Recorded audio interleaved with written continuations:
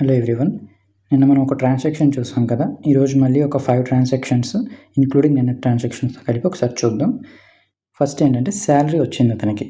Salary వచ్చిందంటే ఏమవుతుంది, salary అనేది మనం రెవెన్యూ నేచర్ అని చెప్పుకున్నాం. అంటే వితిన్ పీరియడ్లో అవుతుందా లేదా మోర్ దెన్ 1 ఇయర్ శాలరీ ద్వారా మనకు బెనిఫిట్ వస్తుందా చూడండి. శాలరీ నుంచి మనకు బెనిఫిట్ అనేది ఇమీడియట్గా వస్తుంది.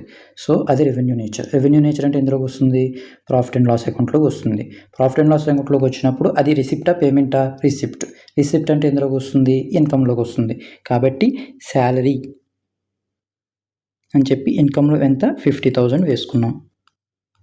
ఓకే, అలాగే ఈ శాలరీ ఇక్కడ ఇతనికి వచ్చింది. శాలరీ వచ్చిందంటే ఏంటి, అతనికి బ్యాంక్ అకౌంట్లోకి డబ్బులు వచ్చాయి. ఎంత వచ్చాయి, బ్యాంక్ అకౌంట్ ఎంత వచ్చింది, 50,000 వచ్చింది. నేను లోపల ఇన్సైడ్ ఎందుకు రాస్తున్నానంటే మీకు చెప్తాను ఎందుకు రాస్తున్నాను అన్నది. 50,000 అతనికి వచ్చిందనమాట. అయితే ఇప్పుడు ఒక్క నిమిషం.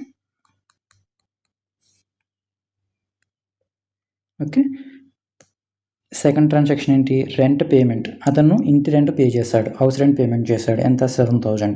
రెంట్ పేమెంట్ అనేది ఇప్పుడు రెంట్ పేమెంట్ చేసేసాడు, అయిపోయింది. ఇది దేనికి చేస్తాడు, ఆల్రెడీ ఉన్న 1 మంత్కి అతను రెంట్ పే చేస్తాడు. అంటే ఆల్రెడీ కన్జ్యూమ్డ్, అది అంటే అయిపోయింది. ఫ్యూచర్లో దాని నుంచి మనకు వచ్చే బెనిఫిట్ ఏం లేదు. ఫ్యూచర్లో ఉంటే మళ్ళీ రెంట్ పే చేయాలి.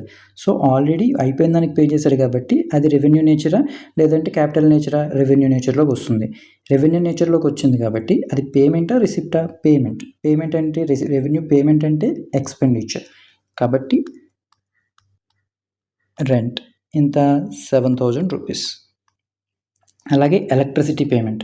ఎలక్ట్రిసిటీ కూడా ఆల్రెడీ వాడిన దానికి బిల్ వస్తే దానికి మనం పే చేస్తాం. అంటే ఆల్రెడీ కంప్లీటెడ్ ట్రాన్సాక్షన్, అంటే దాని ఇమీడియట్ అయిపోయింది. అది ఫ్యూచర్లో మనకు దాని నుంచి వచ్చే బెనిఫిట్ ఏం లేదు. సో అది రెవెన్యూ నేచర్లోకి వస్తుంది. రెవెన్యూ పేమెంట్ అంటే ఏమొస్తుంది, ఎక్స్పెండిచర్ వస్తుంది. కాబట్టి electricity 1000. Next house hold expenditure అంటే సరుకులు కానీ, అంటే కిరాణా సంథింగ్ ఇంట్లో ఉండే ఖర్చులు ఉంటాయిగా, మెడికల్ బిల్స్, అవి ఇవన్నీ కలుపుకొని ఒక 12,000 ఖర్చు పెట్టాడు ఆయన. అవన్నీ కూడా ఖర్చు పెట్టేస్తేనే అయ్యింది. అంటే ఇవన్నీ కూడా ఆల్రెడీ అయిపోయింది. ఫ్యూచర్లో దీని నుంచి వచ్చేది ఏం లేదు. సో ఇది రెవెన్యూ నేచర్లోకి వస్తుంది.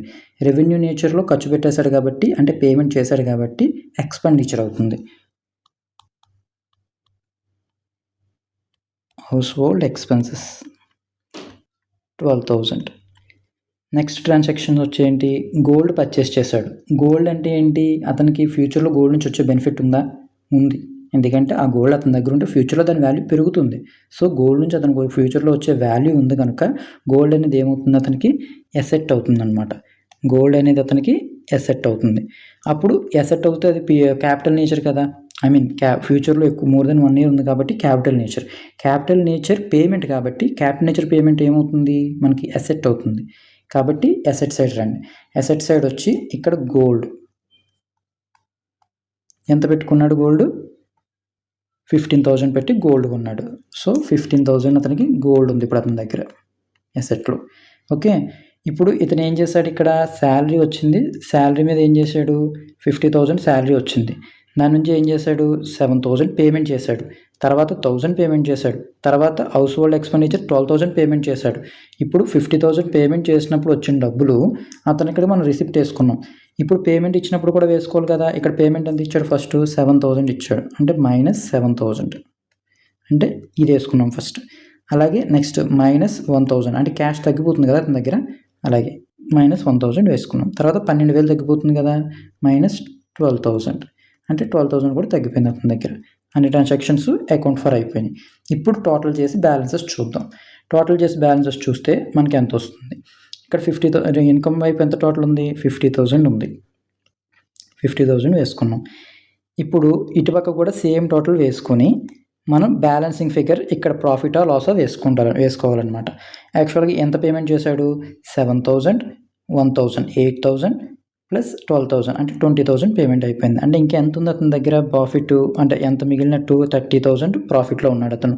30,000 ప్రాఫిట్లో ఉంటే అది ఏమవుతుంది, ప్రాఫిట్ కదా, అతనికి ప్రాఫిట్ అనమాట. ఓకే, ఇక్కడ ఇంకొకటి ప్రాఫిట్ అయింది కదా ఇతనికి.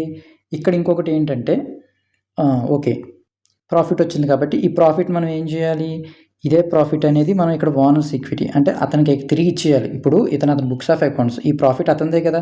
సో, అతనికి తిరిగి ఇవ్వాలి కాబట్టి ఇక్కడ మనం లయబిలిటీ సైడ్ వేసుకుంటాం అనమాట. ఎలా వేసుకుంటాం? ప్రాఫిట్ అండ్ లాస్ అకౌంట్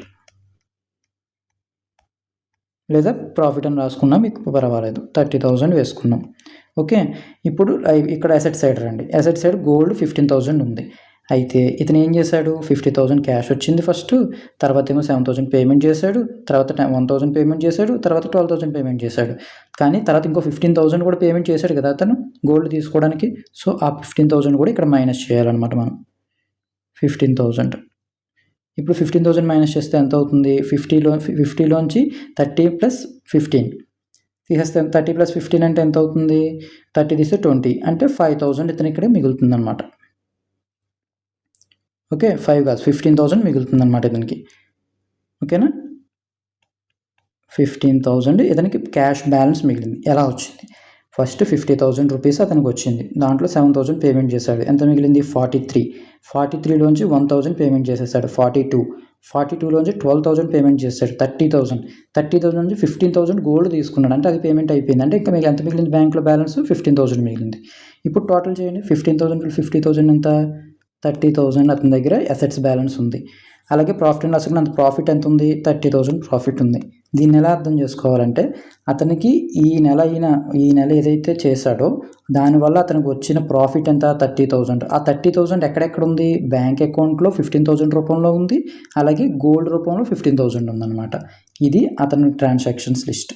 ఈ రోజుకి సెలవు తీసుకున్నాం.